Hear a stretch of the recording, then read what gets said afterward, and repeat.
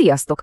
Ma a magyar személyes névmásokról fogunk beszélni, amik elsőre talán egy kicsit ijesztőnek tűnhetnek. De hidd el, a végére rá fogsz jönni, hogy itt tényleg igaz a mondás, a kevesebb néha több.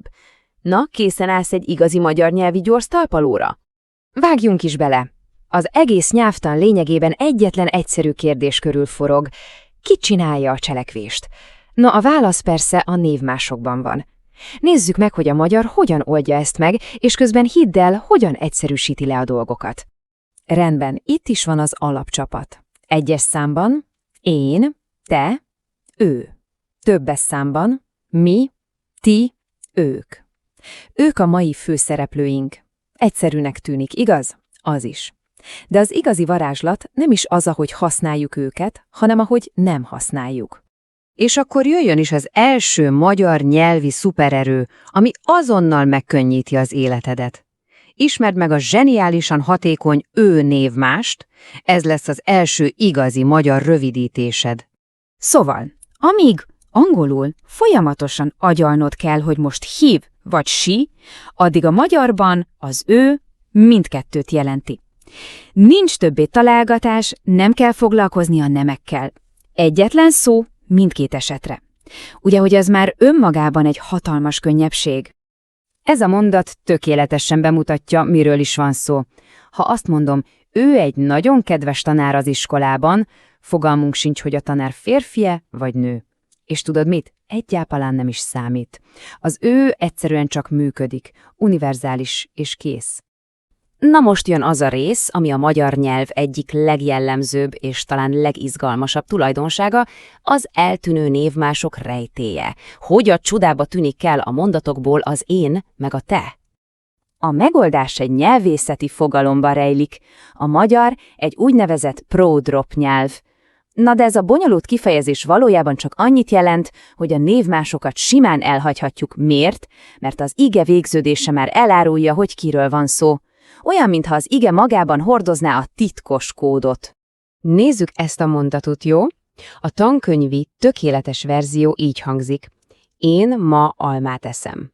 Világos, egyértelmű, nyelvtanilag hibátlan. Csak épp a hétköznapokban szinte soha nem fogod így hallani. Helyette sokkal, de sokkal valószínűbb, hogy ezt hallod majd. Ma almát eszem. Látod? Az én egyszerűen köddé vált. És hogy miért? Mert az eszem szóvégi emrag már messziről kiabálja, hogy hé, én vagyok a cselekvő. A névmás hozzáadása szinte felesleges ismétlés lenne. Na ez a természetes, folyékony magyar beszéd. Oké, a nyelvtani szabályokról váltsunk most át a társadalmiakra. Az angol you kérdése magyarul egy kicsit bonyolultabb. Mikor mondjuk azt, hogy te, és mikor azt, hogy ön? Figyelj, mert a választásod rengeteget elárul rólad és a helyzetről is. Képzeld el, egy laza, baráti helyzetben simán megkérdezed, te mit eszel? Közvetlen, barátságos. Ezzel szemben egy hivatalos szituációban, mondjuk egy étteremben, ezt fogod hallani, ön kávét vagy teát kér. Ez tiszteletet, sőt egy kis távolságtartást is kifejez. A megfelelő forma használata kulcsfontosságú. Tényleg. Az alapszabály tehát pofon egyszerű. Tett használsz barátokkal, családtagokkal, veled egykorúakkal. Az önt pedig idegenekkel, idősebbekkel, hivatalos helyzetekben, vagy ha tiszteletet akarsz mutatni. És a legfontosabb tipp, ha egy pillanatig is bizonytalan vagy, az ön mindig a biztonságosabb választás. Ezzel nem lőhetsz mellé.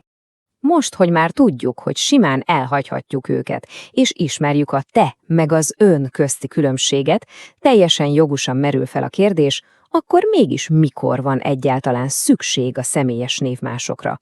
Na, itt jön az egésznek a lényege. A helyzet az, hogy a névmások a te titkos fegyvereid, a hangsúlyozásra és az ellentét kifejezésére.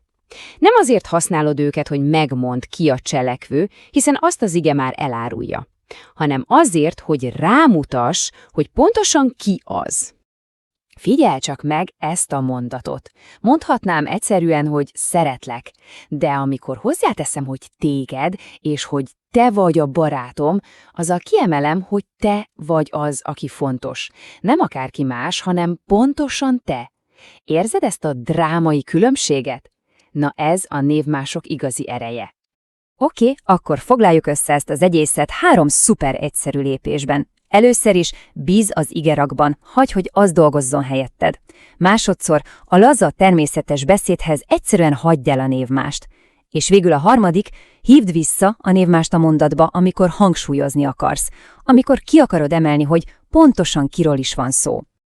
Ezzel a végére is értünk, a kérdés már csak annyi, te mikor és kit fogsz legközelebb hangsúlyozni a beszélgetéseid során. Gondolkozzál rajta, mert most már a kezedben van az az eszköz, amivel ezt mesterien megteheted. Sok sikert a gyakorláshoz!